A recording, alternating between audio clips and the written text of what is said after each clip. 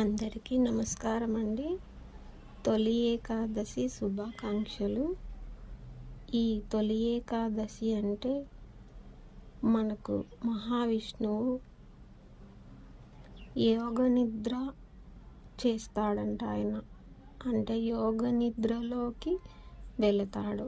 ఇవాళ నుంచి ఈరోజు యోగ నిద్రలోకి వెళ్ళి తర్వాత ముక్కోటి ఏకాదశి అని వస్తుంది కదా మనకు. అవాల్టి రోజున ఆయన యోగ నిద్ర లేస్తాడు అని మనకు గురువులు చెప్తారన్నమాట. మనకు యోగ నిద్రలో శ్రీ మహావిష్ణువు ఇవాల్టి నుంచి ఉంటాడు అంటే ఆయన నిద్రపోతాడు.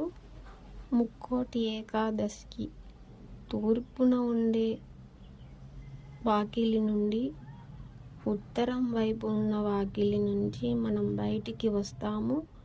అలా వస్తే మనకు ముక్తి వస్తుందంట.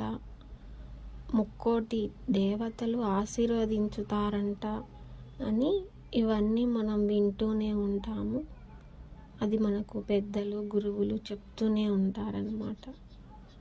అయితే మనం తెలుసుకోవాల్సిన ముఖ్యమైన విషయం, ఈ తొలి ఏకాదశి రోజు నుంచి ముక్కోటి ఏకాదశి రోజు వరకు శ్రీ మహావిష్ణువు యోగ నిద్రలో ఉంటాడు. ఆ రోజు మేలుకుంటాడు అనే దాని గురించి మనం తెలుసుకుంటే, యోగ నిద్ర అని అంటే యోగము అంటే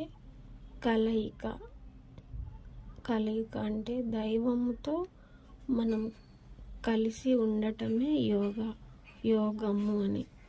ఆ నిద్ర అంటే దైవముతో మనం కలిసి మన హృదయ స్థానంలో ఉండటమే ఆ యోగ నిద్ర అని మనం అర్థం చేసుకోవాలి. అలాగా ఇవాల్టి నుంచి ఆ విశిష్టత ఏమిటి, తొలి ఏకాదశి రోజున అని మనం దానిపైన దృష్టి పెడితే మనకు ముక్కోటి ఏకాదశి అనే ముక్కోటి దేవతలు ఆశీర్వదించే రోజు. అలాగే యోగ నిద్ర నుంచి శ్రీ మహావిష్ణువు నిద్రలేస్తాడు అనే రోజు.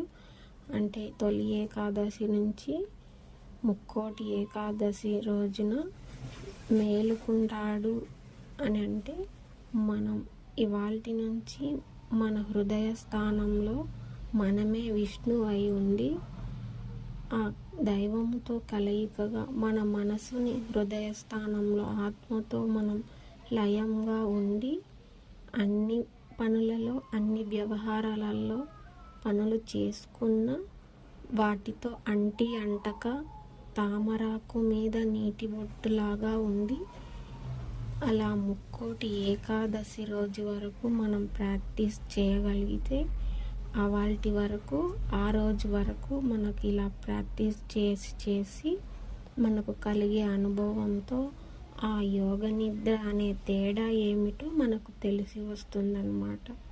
అలా మన హృదయ స్థానంలో మన మనసుని నిలపటమే యోగ నిద్ర విశిష్టత అన్నమాట. అది మనం తెలుసుకోవాలి. ఆ తెలుసుకోవటమే ఆ ముక్కోటి ఏకాదశి రోజున మనకు అనుభవం కలగటము, పరిపూర్ణము కావటమే ఆ ముక్కోటి దేవతల అనుగ్రహము అని మనం గుర్తించవచ్చు.